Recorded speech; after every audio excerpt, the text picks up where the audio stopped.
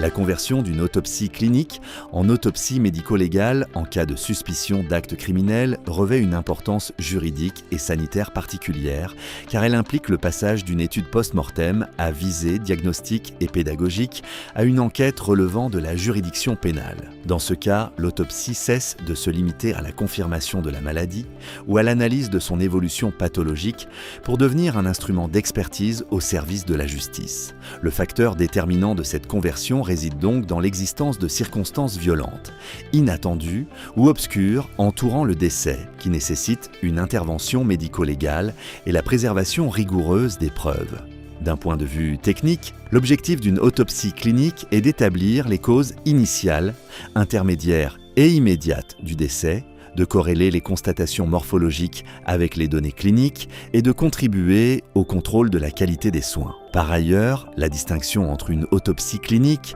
et une autopsie médico-légale dépend du contexte du décès et des exigences formelles qui l'entourent. De plus, l'absence de certificat médical adéquat, la survenue d'un décès soudain sans diagnostic préalable ou le risque de poursuite pénale imposent le déclenchement des procédures de médico-légales appropriées. Par conséquent, l'annulation du certificat de décès n'est pas une simple formalité administrative, mais une garantie procédurale essentielle qui protège à la fois la clarification des faits et les droits des parties concernées, assurant ainsi que l'enquête sur le décès soit menée avec la plus grande rigueur scientifique et juridique.